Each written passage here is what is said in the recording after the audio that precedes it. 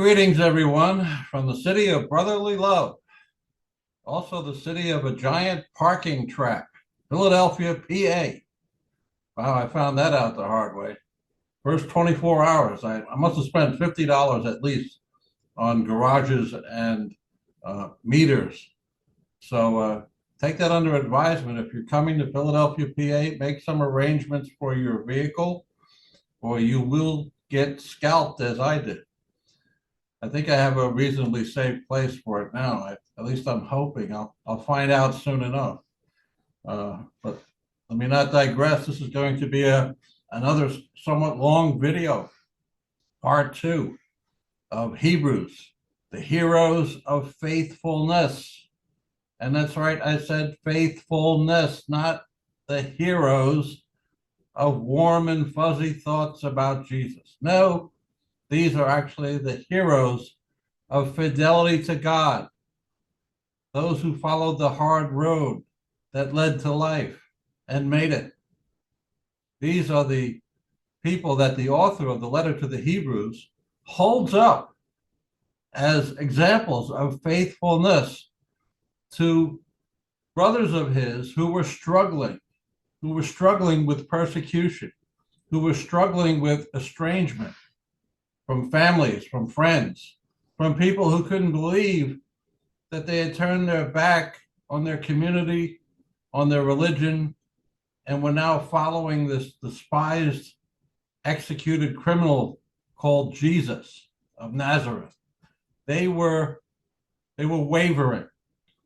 And the purpose of this letter, as we saw in part one, was a call to persevere. It was an attempt by the author to get these people, his brothers, to persevere and not to apostatize back to the temple cult from which they had escaped.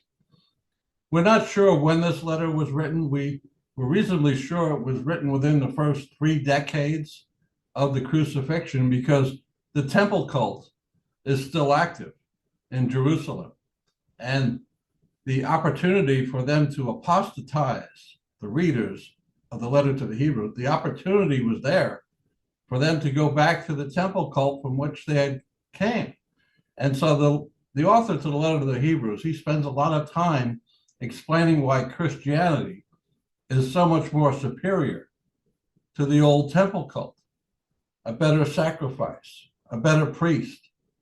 But he's warning them along the way that if you were to give up this great salvation that has been offered by the Son of God, then you're going to be in worse shape than you have ever been.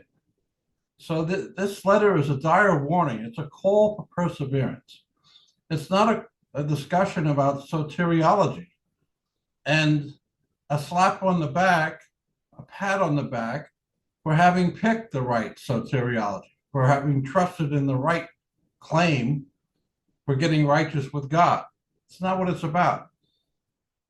It's a letter to people who are suffering, who are trying to hold on.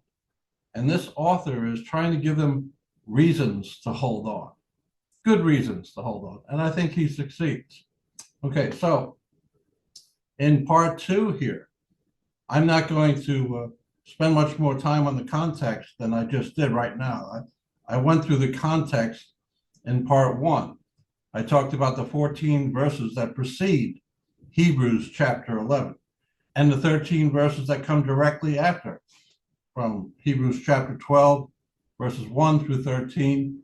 That forms the context for Hebrews chapter 11. And on each side of Hebrews chapter 11, it is a call for perseverance.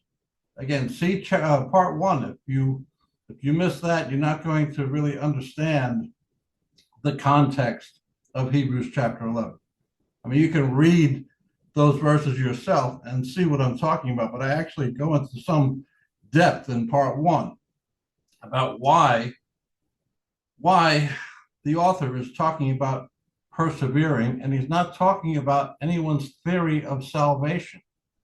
He's talking about them staying Christians despite the persecution and holding on for a much better prize, He compares it to people like their ancestors who went through the desert in Moses' time. And some were not faithful and they didn't make it.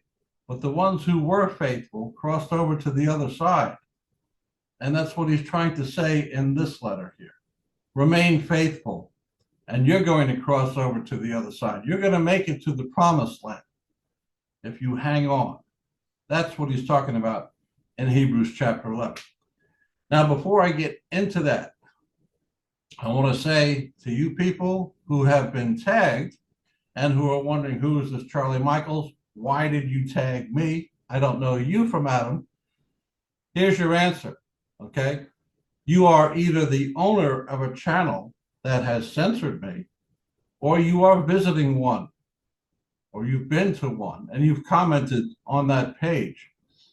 And since I wasn't allowed to talk to you there, I brought you back here to give you a word of truth. Now, whether you stay to hear that word of truth is entirely up to you. However, don't think after today, after having seen even this much, that you can stand at the Bema seat on Judgment Day and say, I'm sorry, Lord, I just didn't know. I had no way of knowing. You had a way of knowing. You didn't want to know. So from this point forward, you are without excuse. Stay with me or go back to the ear scratching channel. Your choice. All right, so let's get into it. Again, I got a bunch of slides to show here, 20 slides. I'm hoping I can keep this under an hour. I'm wondering if I'm going to need a part 4. I don't know. We'll see how far I get into this one. All right, stand by. Be right with you.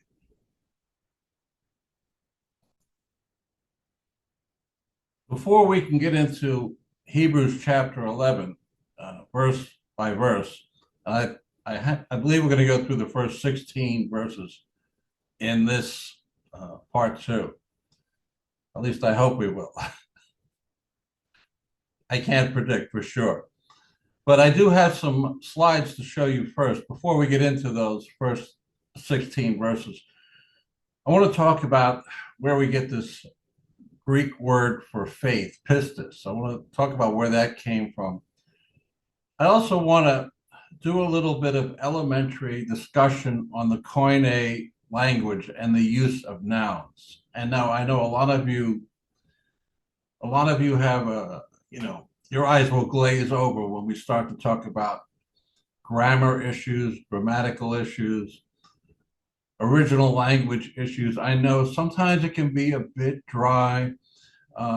It's not all that it's exciting. It wasn't my favorite subject in seminary either.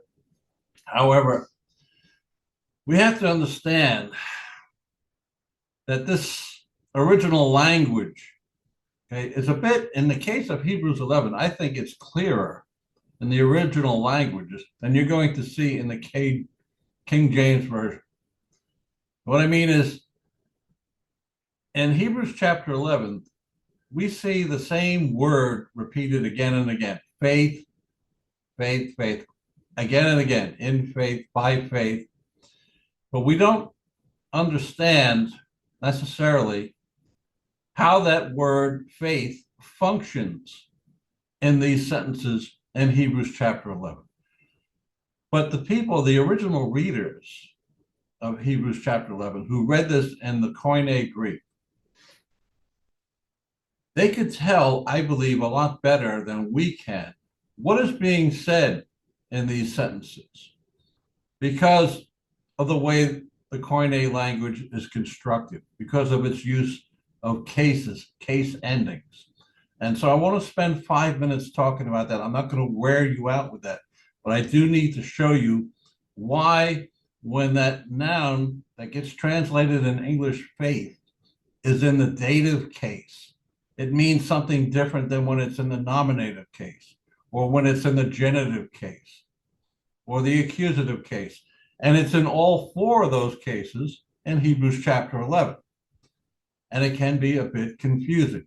But when you understand the case endings, you understand what preposition What word? In, by, for. You understand how this word is functioning in the sentence better.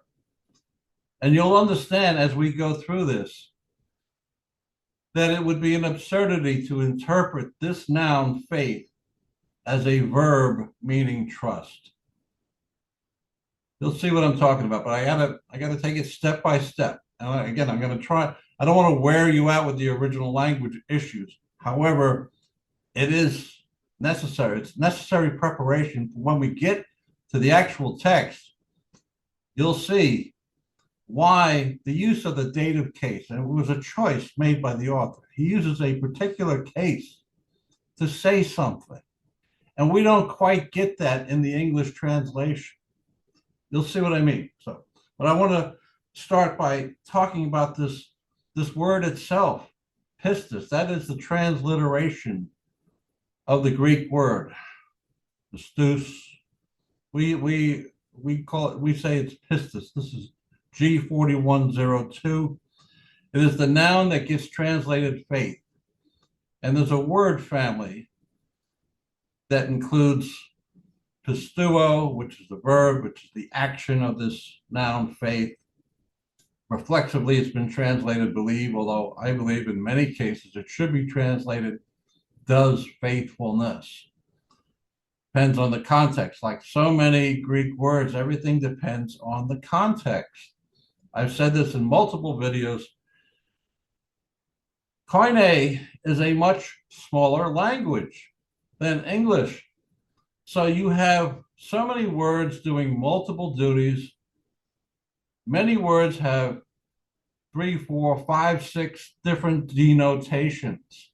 And you really have to examine the context to know which denotation, which meaning was intended by the biblical author. And if you don't get that right, you don't understand. You're not rightly dividing the word of truth. You're running yourself and probably people you care about, you're running them amok. You don't want to do that.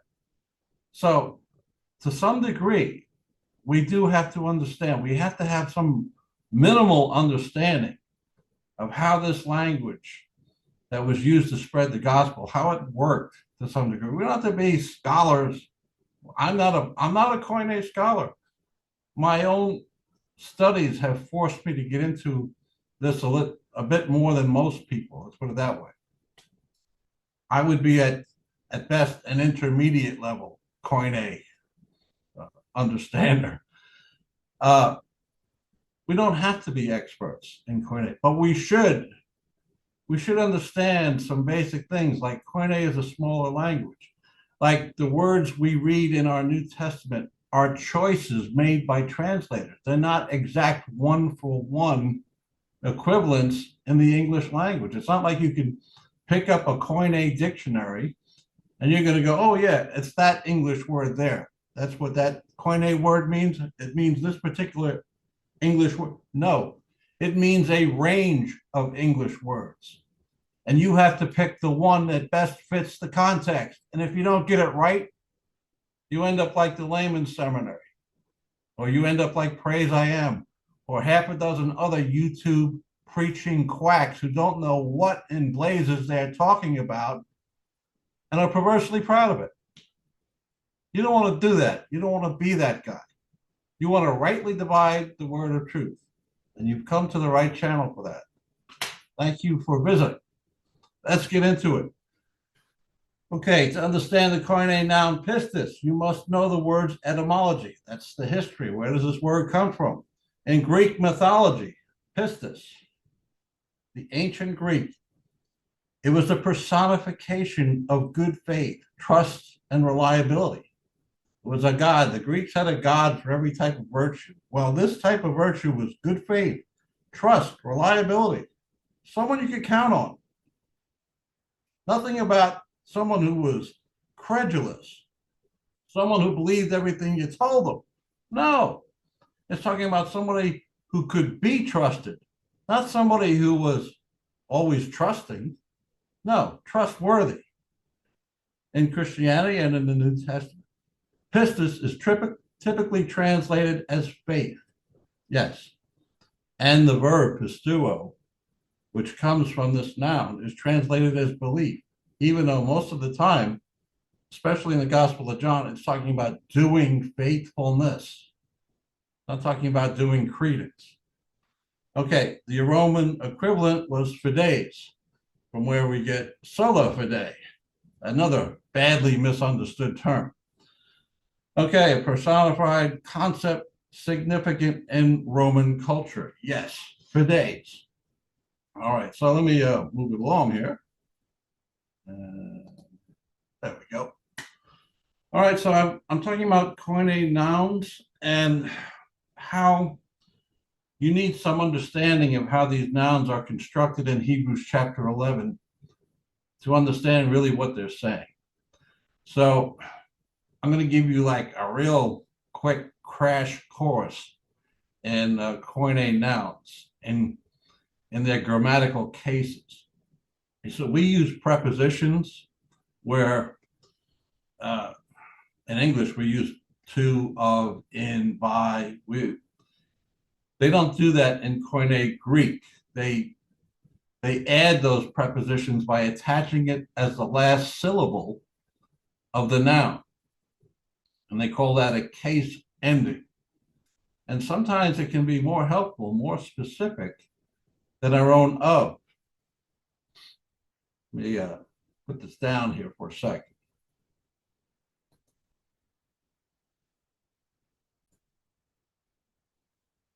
I know some of you are thinking like, am I really going to have to do a Greek grammar lesson tonight? You know, you're thinking, I don't know if I even want to know what case ending is in Greek. Why is he bringing me through all this? So why don't you just tell me what to think of Hebrews chapter 11 and have done with it? Well, okay. Again, unless you understand the use of the dative case in Hebrews chapter 11, you're not going to understand Hebrews chapter 11. So I'm going to, as quickly as I can, explain to some of you newcomers to the Koine language what exactly a case does and why it matters for something like Hebrews chapter 11 and indeed in a lot of other places in the New Testament. Let me just say, as I saw in a video recently, somebody explained it rather nicely. He said, a case ending is sort of like a little label attached to the noun that says what it's going to do in the sentence. It says, oh, this noun is the subject of the verb. Or this noun here is the object of the verb. Or this noun over here, this one here is the indirect object.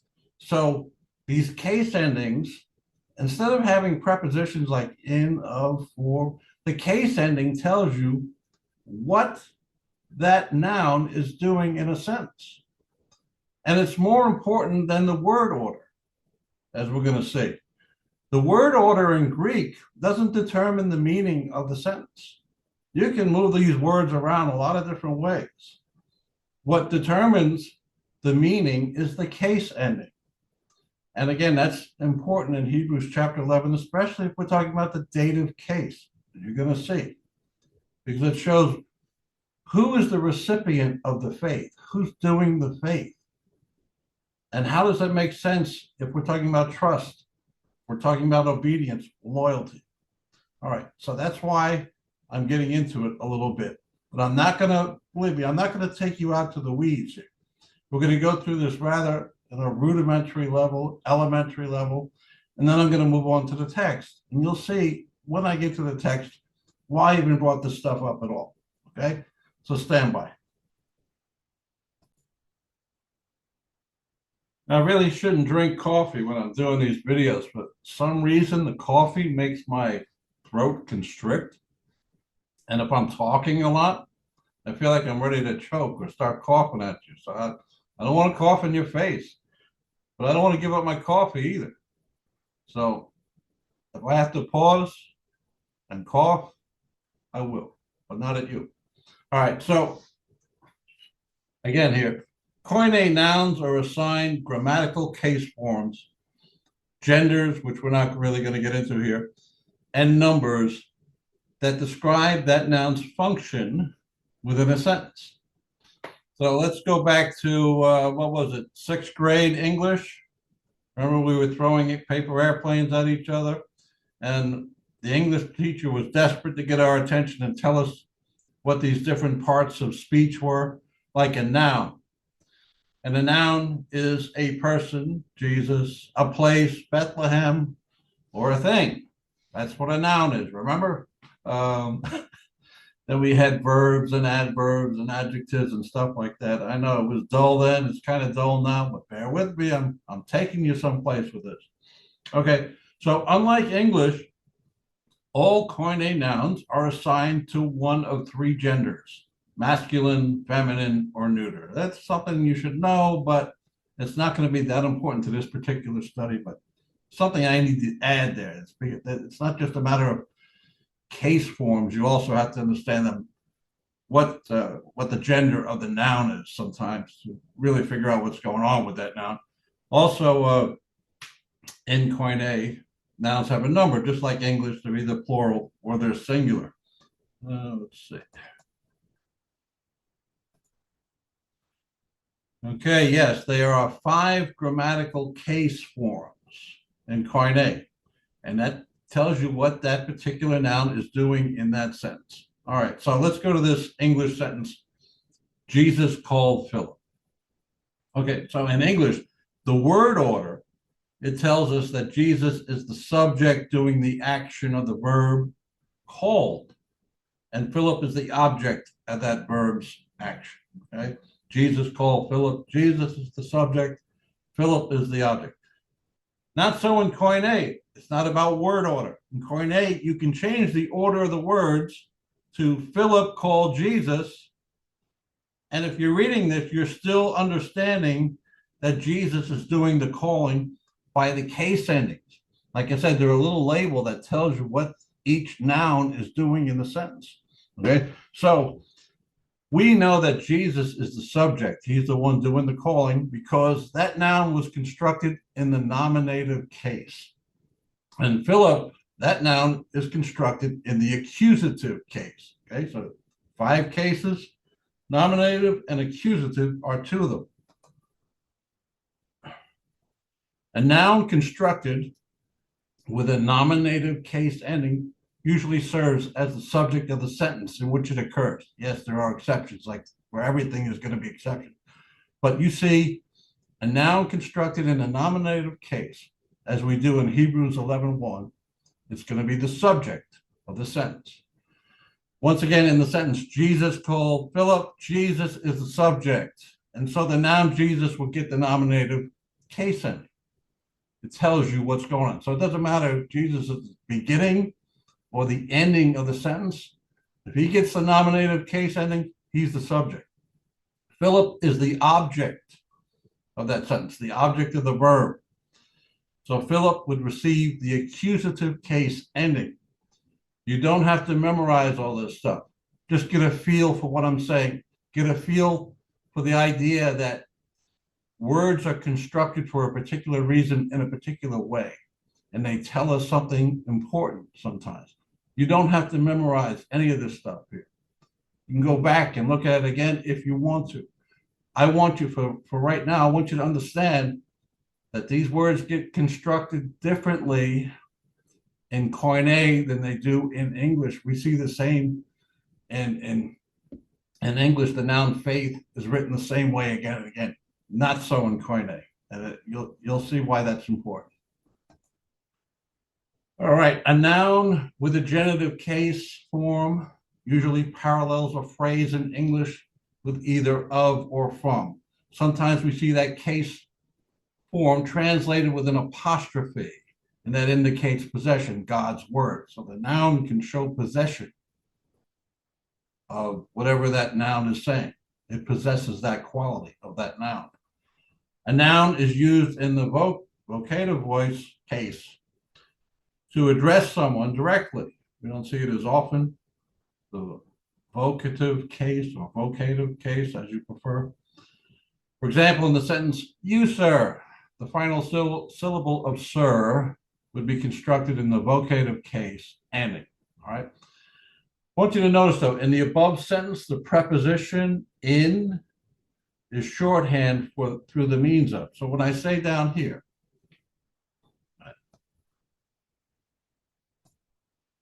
The final syllable of sir would be constructed in the vocative case. And in is shorthand. In this particular context, in is shorthand for through the means of. Just the way by is sometimes. And you'll see why that's going to be a point for when we get into Hebrews chapter 11 shortly. All right, the indirect object. This is another one of our 6th, 7th grade English course. What is the indirect object? All right, so I'm going to give you a quick refresher on it, and then you can forget about it. But you'll see, again, this is the dative case. And the dative case is prominent in Hebrews chapter 11. So this is perhaps one you want to pay a little more attention to than you did the genitive case or the nominative case or the vocative case. The vocative case you can forget about. I'm sorry to have brought it up, but it was one of the 5 cases. You needed to hear that. Okay, so the indirect object was given the dative case form in Koine. And let me refresh your memory of what the indirect object is. All right, for example, in the sentence, basement dweller sent this video to dude, and I hope he does. Basement dweller, send this video to dude just to annoy him. Thank you. Basement dweller sent this video to dude, or basement dweller sent dude this video. The indirect object is dude, who would be constructed in Koine by using the dative case ending. Okay, what is the direct object? Okay, the video is the direct object. Basement dweller sent this video. That's the direct object. To dude, he's the indirect object. All right, observe the meaning of by in the last sentence. Just like I was trying to call your attention to the meaning in, observe the meaning of dude would be constructed in Koine by using the dative case ending.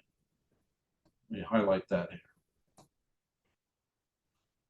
See how I have by in this sentence? Well, the meaning of by in that sentence, it means the agent that accomplished something.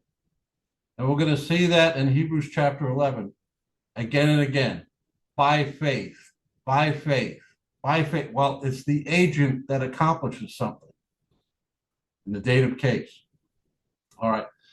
So like the English preposition in certain contexts, by can mean through the means of. And you'll see why, again, in Hebrews 11, that becomes significant.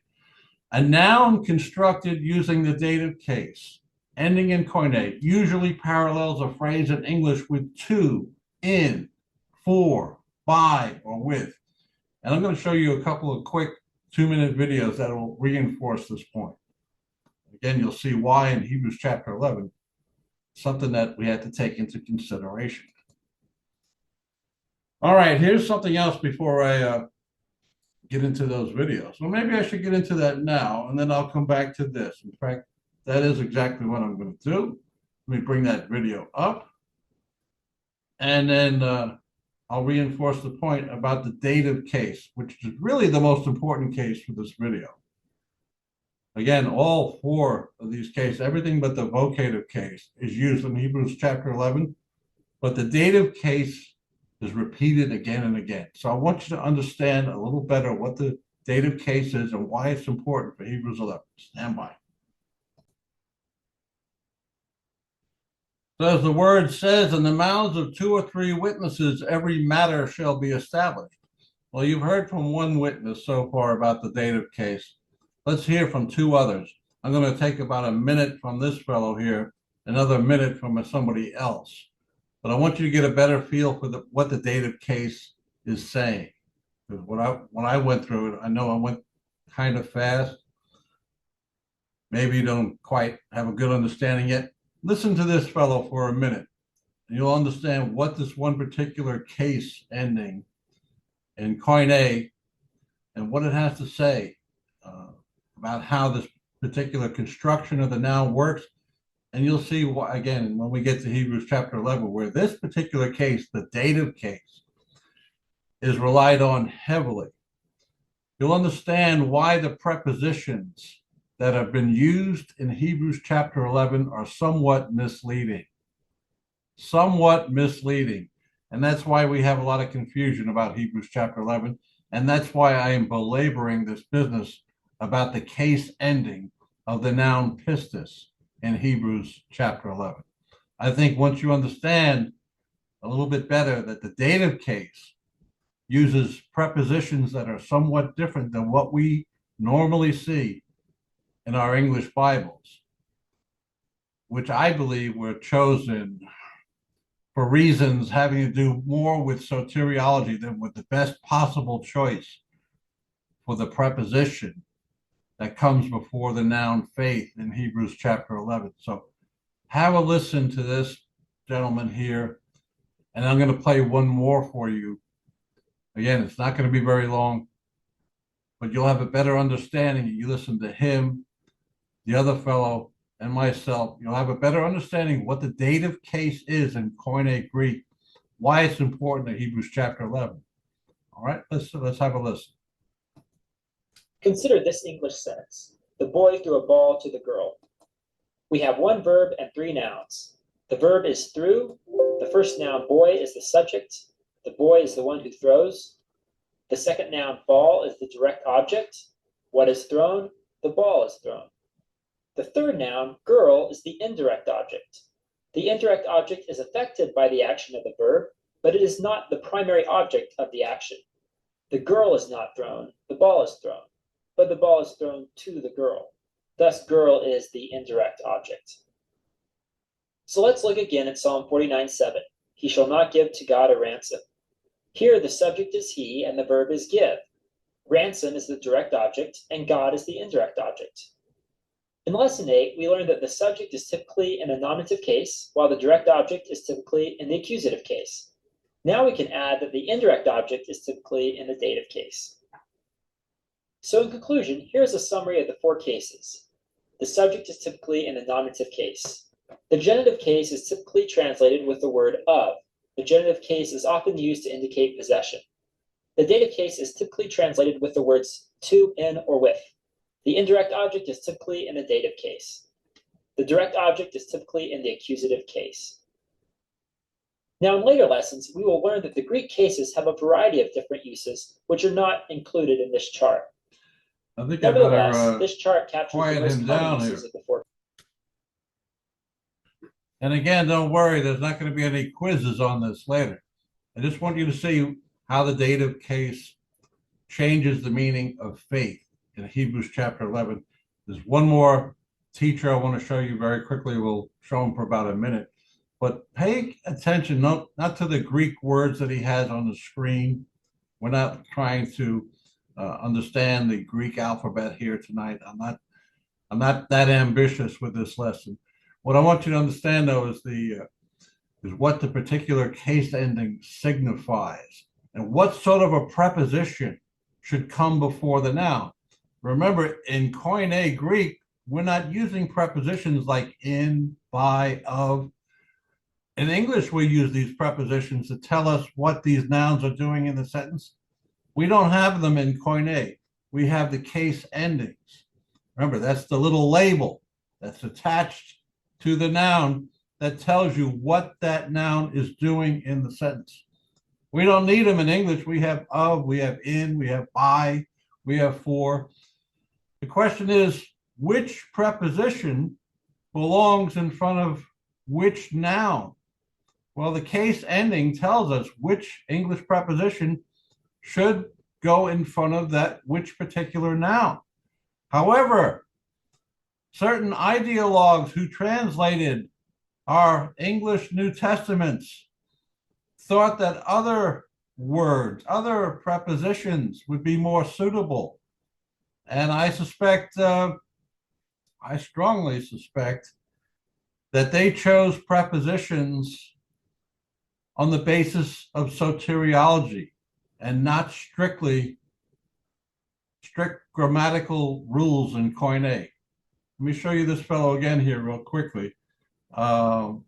This teacher, Duff, who I'm going to play for about a minute. So you'll see what he has to say about this. Notice the prepositions that he chooses for the dative case. There he is. Go ahead, Doug. There's multiple explanations is sometimes what makes it a bit difficult. Let me give you the simplest explanation that I think works for understanding what these cases, genitive and dative, mean at this stage. Here goes. Genitive, to lagu, means of the word. Of the word. When you see a genitive, think of the word, or of the words, plural. If there's no article, so you've just got this, lagu, it's of our word.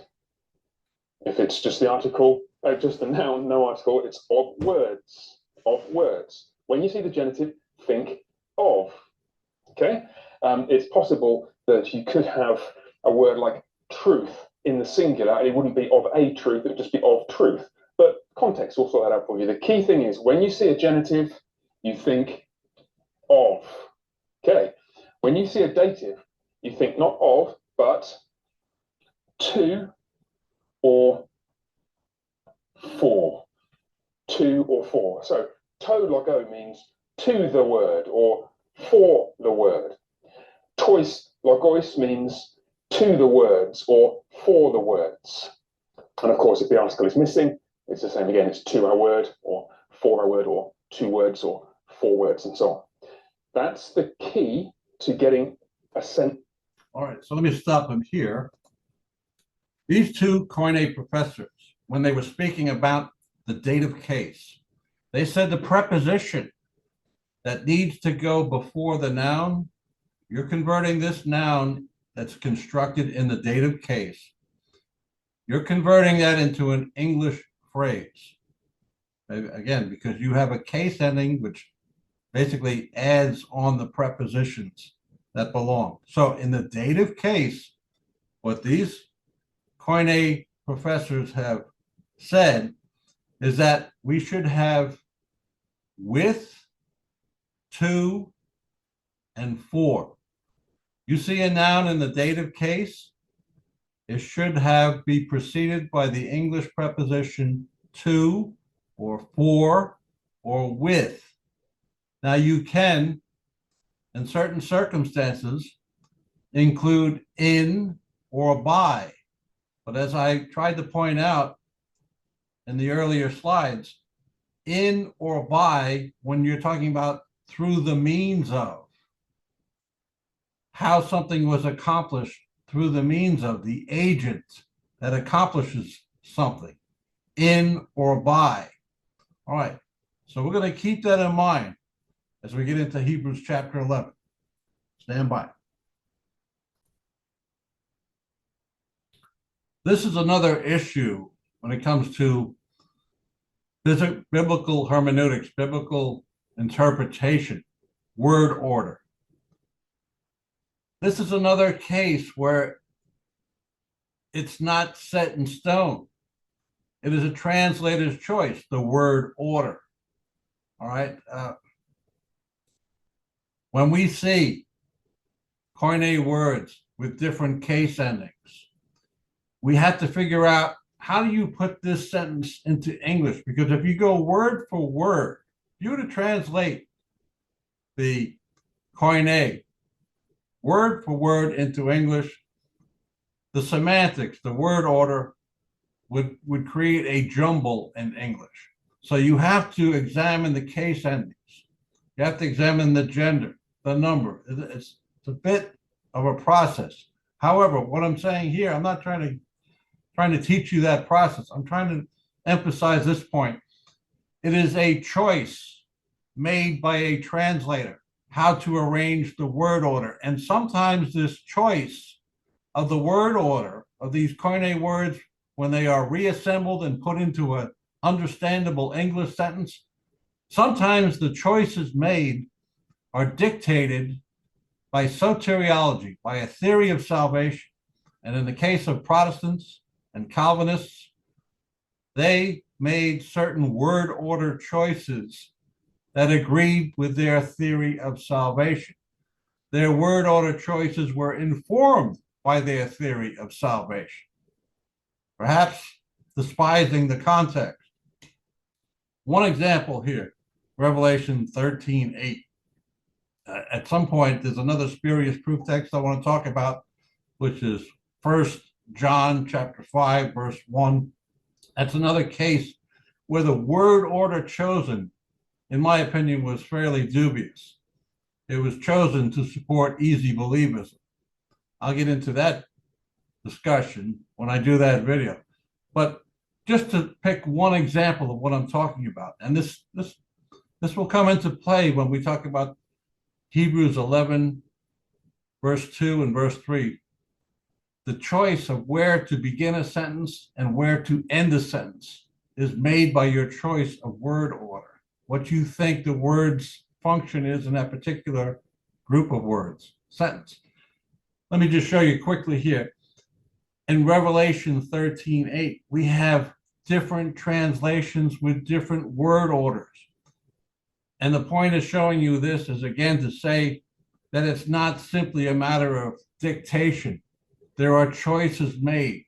We make choices about which particular denotation we think was intended by the biblical author.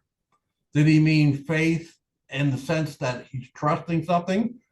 Or was he talking about fidelity? Well, that's a word choice. That's a word. Do I translate this word in this context fidelity? Or should I leave it ambiguous like faith? Okay, so these are the choices translators make. Example here, Revelation 13:8, King James Version. And all that dwell upon the earth shall worship him, the Antichrist, whose names are not written in the book of life of the Lamb slain from the foundation of the world. I want you to look at the end of 13:8, whose names are not written in the book of life of the Lamb slain from the foundation of the world. The English Standard Version, which is a favorite of Calvin freaks, they translate the second half of that differently. Everyone whose name has not been written before the foundation of the world in the book of the life of the Lamb who was slain. Okay, the name has not been written before the foundation of the world, because they believe it's all been decided before we were born, right? So they chose to put, by the way, I have the word before in red because it's not actually in the text. They added before to it. It's actually from the foundation of the world. They wrote before to spin you. But look at the way Young's literal translation, the third one here, does. And bow before it shall all who are dwelling upon the land, whose names have not been written in the scroll of the life of the Lamb, slain from the foundation of the world. Again, it's kind of hard to follow, isn't it? Finally, I think what comes closest to what the biblical author intended here, the American Standard Version, the final one here. And all that dwell on the earth shall worship him, everyone whose name has not been written from the foundation of the world in the book of life of the Lamb that has been slain. Can you see how all these words have been moved around depending on the author's theory of what was being tried to communicate? So when we look at Hebrews 11, verses 1, 2, and 3, and if we decide that we're going to change the ending of a particular sentence, don't look at me as like this has never happened before. It happens all over the New Testament. Look in go to BibleGateway.com, take a particular verse, and see how many different ways these verses have been translated.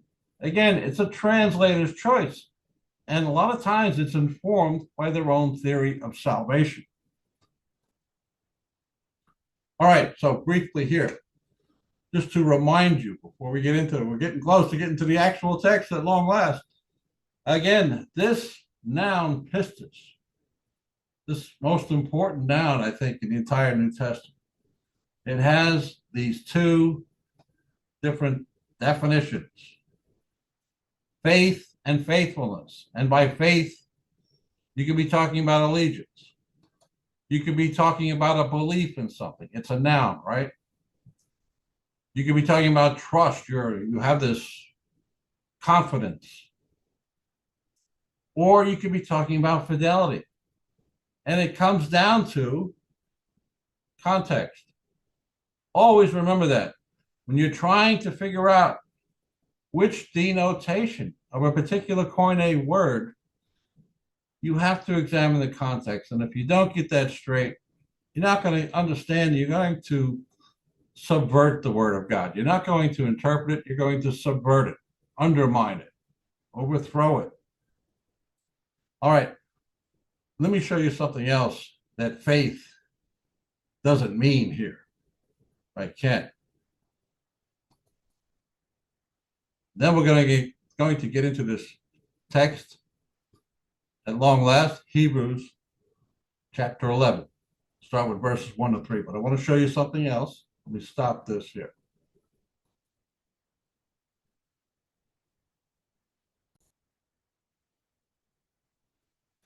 I want to show you something else that the definition of pistis is not. Again, it's either faith in the sense of confidence in something, or belief about something.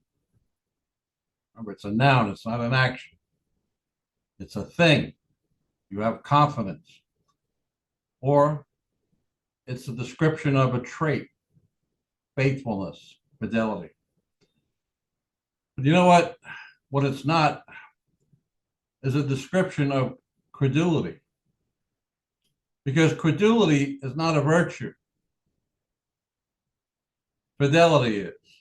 You know, I was looking at, back in that other century, I was a Boy Scout, and we used to have the Boy Scout motto. And we would talk about what a Boy Scout is, and they had these lists of virtues here, which I'm happy to see they still have it. This is posted in 2019. And it says what a Boy Scout is. He's trustworthy, he's loyal, he's helpful, he's friendly, courteous, kind, obedient, cheerful, thrifty, brave, clean, and reverent. I don't know about that last part anymore. However, what you don't see here is a Boy Scout is gullible. A Boy Scout is credulous. He believes what he's told. He's trusting. You know why you don't see that? Because it's not a virtue. Credulity is not a virtue. Fidelity is, especially fidelity that costs you something, that forces you to sacrifice something. That's a virtue. Trustworthiness is a virtue. Reliability is a virtue. Honesty, sincerity, loyalty, these are virtues. Recognized virtues. Credulity, credence, the ability to simply swallow what you've been told and accept it. How many of you are a little bit upset with yourself for having believed that the clot shot, that the mystery jab was going to be safe and effective? How many of you regret trusting that? Was that a virtue for you to trust the authorities when they told you that? Is that really a virtue? No. You know what was a virtue? Staying true to yourself and maybe losing your job, like I did, for not taking the shot. Don't let me digress too far with that. I just want to show you here.